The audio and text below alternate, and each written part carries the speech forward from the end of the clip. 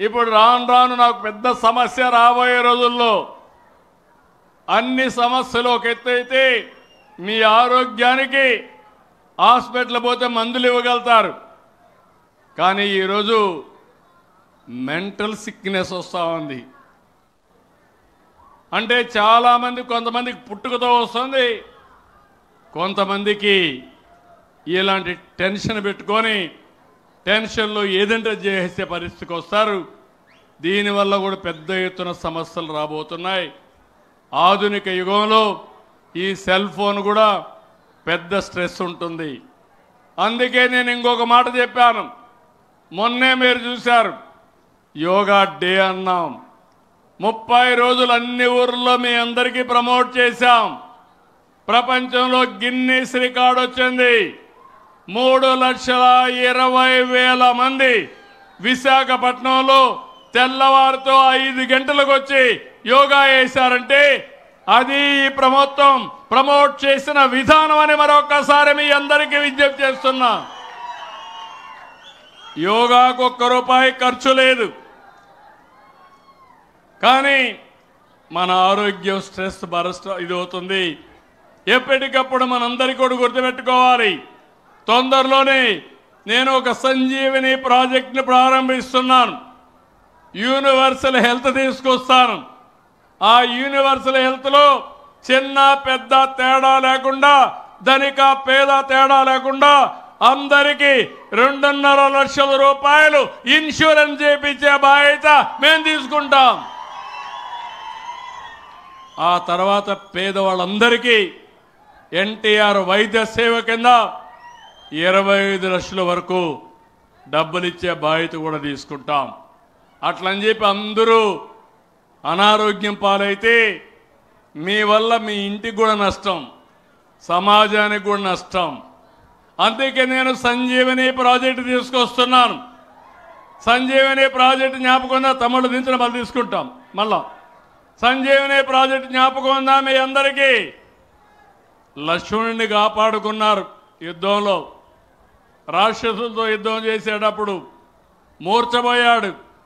మూర్ఛపోతే కాపాడాలంటే ఏమిటంటే సంజీవిని ఔషధం మొక్క కావాలన్నారు. అప్పుడు ఎవరు తెస్తారంటే హనుమంతుడిని తెస్తానని వెళ్ళాడు. వెళ్ళిన తర్వాత ఆయనకు తెలియదు. తెలియకపోతే ఆ పర్వతాన్ని తీసుకొచ్చాడు.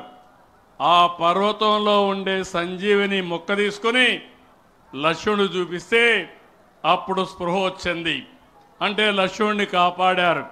అట్లనే ప్రపంచంలో ఉండే మన రోగాలకు ఎలాంటి నాలెడ్జ్ కావాలన్నా అది తీసుకొచ్చి మీ ఇంటి దగ్గరనే మీకు ట్రీట్మెంట్ ఇచ్చే విధంగా సంజీవని ప్రాజెక్ట్ వస్తుంది.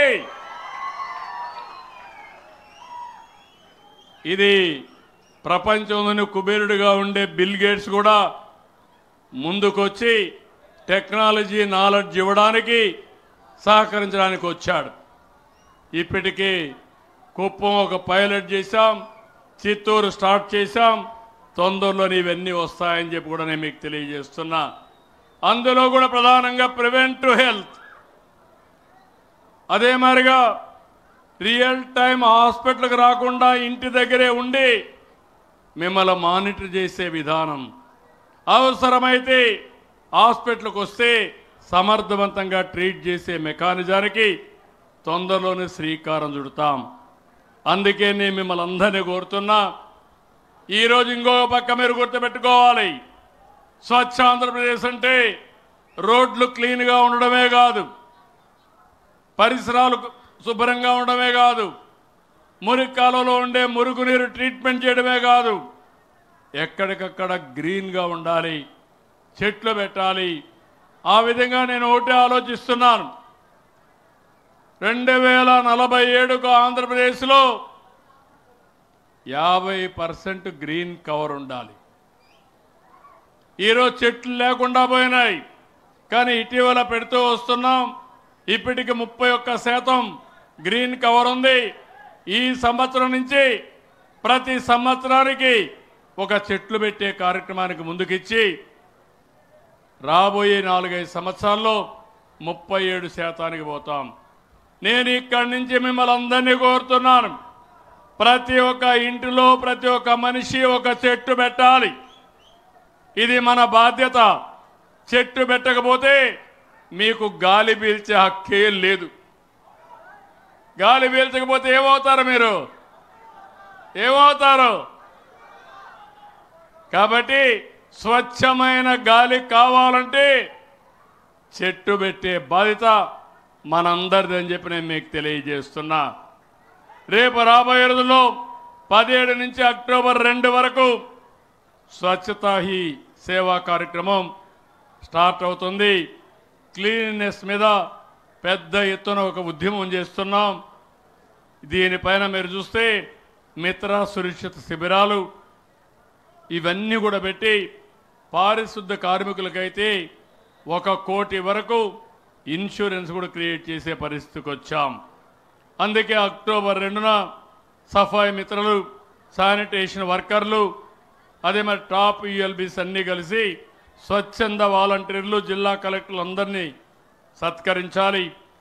రాష్ట్రంలో కూడా మీరు ఒకసారి చూస్తే ఎవరైతే బాగా చేశారో వాళ్ళందరినీ 16 విభాగాల్లో 52 రాష్ట్ర స్థాయి, 1421 మంది జిల్లా స్థాయిలో స్వచ్ఛాంధ్ర అవార్డులు ప్రదానం చేస్తున్నాం.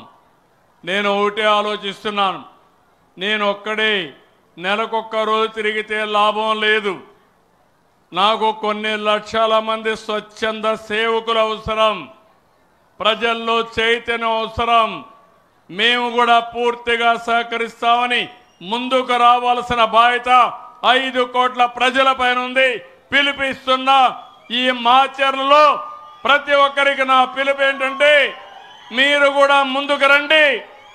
స్వచ్ఛాంధ్ర ఒక స్వచ్ఛంద సేవా కార్యక్రమం. ప్రతి ఒక్కరిలో ఆలోచన విధానం మారాలి, బాధ్యతగా తీసుకోవాల్సిన అవసరం ఉంది. అప్పుడే ఇది సాధ్యమని చెప్పి నేను మీకు తెలియజేస్తున్నా.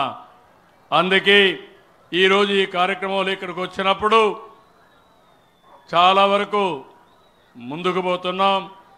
ఇక్కడనే మాచర్ల మోడల్ మున్సిపాలిటీగా బ్రహ్మానంద రెడ్డి గారు ఉన్నారు. ఆయన ఆధ్వర్యంలో, ఎంపీ ఆధ్వర్యంలో తొందరలోనే మాచర్ల ఒక ఆదర్శ మాచర్లగా తయారు చేసే బాధ్యత, ఒక మోడల్ మున్సిపాలిటీగా తయారు చేసే బాధ్యత మనందరిది.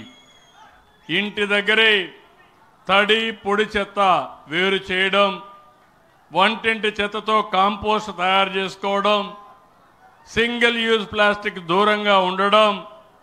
ఇది ఒక్కరోజు కాదు, అనునిత్యం. నేను ఇప్పుడు చూశాను, ఇక్కడే పశువులు ఇంటి దగ్గరనే ఉన్నాయి, పేడ రోడ్డు మీద ఉంది. ఈ రెండు వచ్చిన తర్వాత పరిశుభ్రం ఏ విధంగా అనుకుంటామని నేను అడుగుతున్నా, మన ఆరోగ్యం ఏ విధంగా భద్రత ఉంటుందని అడుగుతున్నా. అందుకే నేను నారాయణ గారికి చెప్పాను, టౌన్లో మెయిన్ రోడ్స్ ఉంటాయి, అక్కడి నుంచి ఆ రోడ్లన్నీ కూడా ఆలోచించుకొని ఎన్ని పశువులు ఉన్నాయో ఒకసారి చూసుకొని పశువులకు ఒక హాస్టల్ పెడతాం. నిన్నటి వరకు పిల్లలకే హాస్టల్ పెట్టాం, వృద్ధులకు హాస్టల్ పెట్టాం, ఇప్పుడు పశువులకి హాస్టల్స్ పెడతాం. దానివల్ల అక్కడే మీ పశువులన్నీ అక్కడే ఉంటాయి, షెడ్లు కట్టిస్తాం. ఆ నుంచి దానికి కావలసిన గడ్డి కానీ అవన్నీ కూడా తెప్పిస్తాం. ఒకప్పుడు యాదవులు కానీ కురబా కానీ గొర్రెలు మేపేవాళ్ళు, ఆ గొర్రెలు పోతా ఉండేటివి. ఓసారి ఇక్కడ మేపుకోవడానికి మేత ఉండేది కాదు, రాష్ట్రం అంతా తిరిగేవారు. నేను సమైక్య ఆంధ్రప్రదేశ్లో ముఖ్యమంత్రిగా చూశాను. మహబూబ్ నగర్లో ఉండే గొర్రెలు కాకినాడకు వచ్చి 6 నెలలు మేపుకొని తిరిగిపోయేవాళ్ళు. ఆ గొర్రెల పైన మందలు పెట్టేవాళ్ళు రైతుల కోసం. ఒక్కొక్క రాత్రి ఇక్కడ ఉండేటివి. ఆ విధంగా వాళ్ళ జీవితాలు నేను చూశాను. పండుగల లీవు లేకుంటే ఆరోగ్యం బాగాలేకపోయినా, ఇంట్లో ఎవరైనా సరే పెళ్ళైనా ఆ రోజు పశువులు మాత్రం మేపాల్సిందే. అందుకే నేను ఒకటి చెప్పాను, భవిష్యత్తులో మీ వృత్తిని గౌరవించి మీ గొర్రెలు కూడా మీ ఇంటి దగ్గర కాకుండా మీ ఇంటి దగ్గరలోనే ఒక పార్క్ మారి కట్టి అందరికీ షెడ్లు పెట్టి అక్కడ మీ గొర్రెలు మేపుకోవడానికి పూర్తిగా సహకరిస్తా. బయట పోవాల్సిన పని లేదు. ఫీడ్ కూడా అక్కడే ఇచ్చే అవకాశం వస్తుందని చెప్పి కూడా నేను మీకు తెలియజేస్తున్నా. ఎందుకంటే ఈరోజు మనందరం చూస్తే బీసీలకు అందరికీ చేతి వృత్తులు కుల వృత్తులు పూర్తిగా పోయినాయి. వాళ్ళకు ఆస్తులు లేవు. వాళ్ళకు అండగా నిలబడాలి. నేను మళ్ళీ చెప్తున్నా, తెలుగుదేశం పార్టీకి అండగా ఉన్నది, తెలుగుదేశం పార్టీకి వెన్నెముక బీసీ వర్గాలని మరొక్కసారి మీ అందరికీ విజ్ఞప్తి చేస్తున్నా.